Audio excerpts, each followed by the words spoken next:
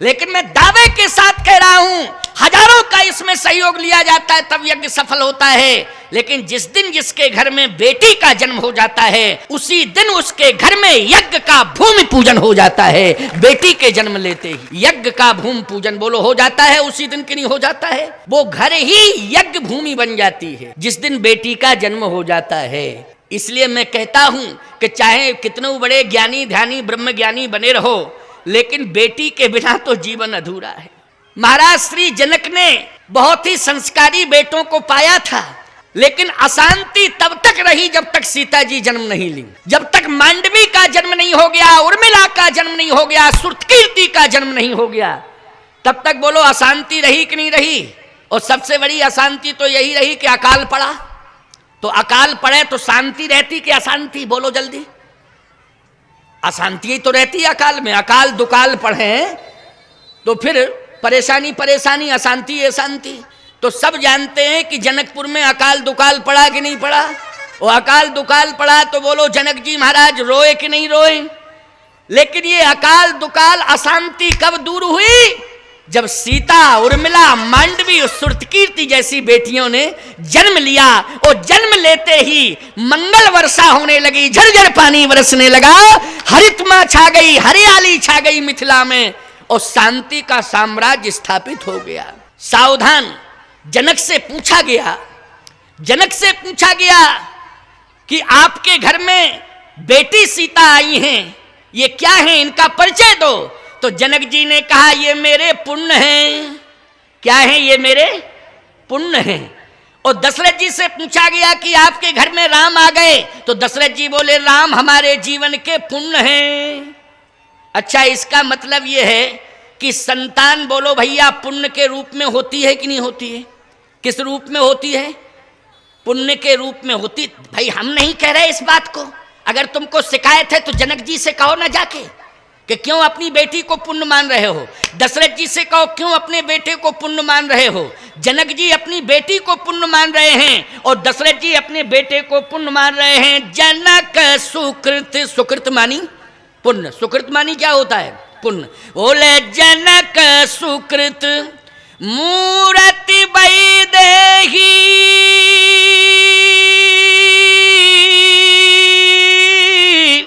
और दशरथ सुकृत राम धरि देही।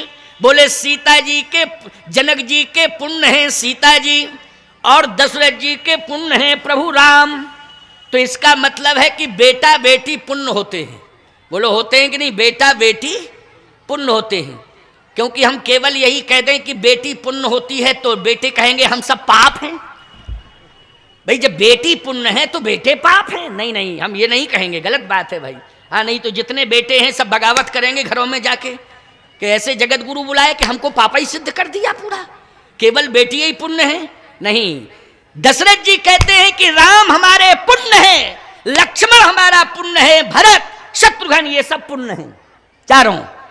और कहा जनक जी कहते ये चारों बेटियां सीता उर्मिला मांडवी और सुरकीर्ति, क्योंकि सीता जी का नाम आ गया है तो अपने आप तीनों बेटियां जुड़ गईं।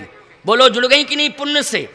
और यदि राम जी का नाम आ गया है तो अपने आप तीनों पुत्र दशरथ जी महाराज के जुड़ गए हैं, लक्ष्मण भरत और शत्रुघ्न। बोलो जुड़ गए कि नहीं।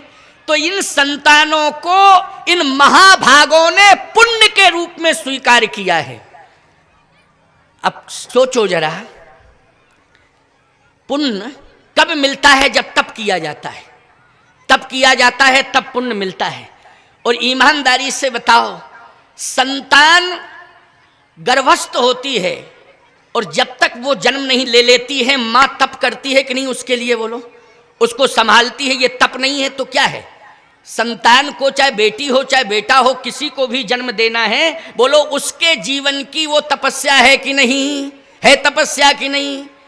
अब एक बात का ध्यान रखना, इसलिए कह रहा हूं कि जब संतान के जन्म का समय आ जाए उस समय पति पत्नी को सावधान होने की आवश्यकता है। पति पत्नी को अपने विचारों में अनुकूलता लाने की जरूरत है।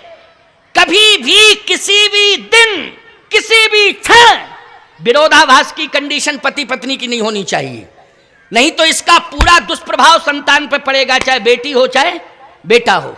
इसका दुष्प्रभाव किस पर? बोलो सावधानी हटी और दुर्घटना घटी। सुन लीजिए इस बात को, हमेशा इस बात का ध्यान रखा जाए कि पति पत्नी दोनों अनुकूल रहें, दोनों अनुकूल रहें।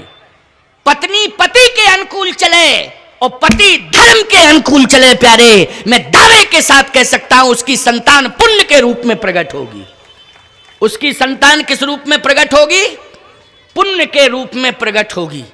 लेकिन सीधी सी बात यह है कि बेटा है पेट में या बेटी है, संतान है उदर में, पेट में, और उस समय माँ बाप महाभारत मचा रहे। अच्छा बोलो भाई, या महाभारत तो हमारा एक पंचम वेद है, महाभारत का उदाहरण हम देते पंचम वेद है, लेकिन हम तो सीधी सी बात कह रहे हैं कि अगर संतान उदर में है और माँ बाप दोनों अथवा पति पत्नी, भाई संतान के माँ बाप तो संतान के ना माँ बाप होंगे, लेकिन पति पत्नी, जब संतान गर्भ में हो और पति पत्नी हल्दी घाटी की लड़ाई लड़ रहे हो, तो अब बताओ हल्दी घाटी की लड़ाई लड़ेंगे तो कंडीशन क्या होगी? मानसिंह पैदा होंगे कि नहीं होंगे? जयचंद पैदा होंगे कि नहीं होंगे? जल्दी बोलो। जयचंद और मानसिंह ही पैदा होंगे, इस बात को ध्यान से सुन लेना प्यारे। मैं दावे के साथ कह रहा हूं आपसे कि उस समय सावधानी की आवश्यकता है।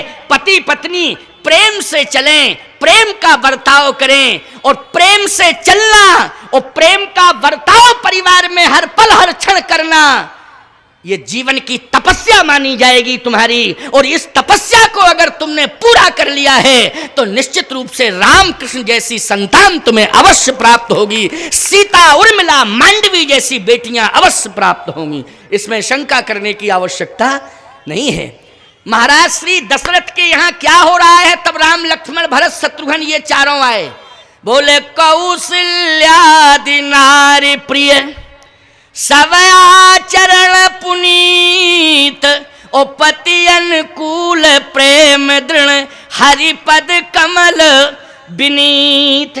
कौशल्यादि नार प्रिय सब आचरण पुनीत, पति अनुकूल।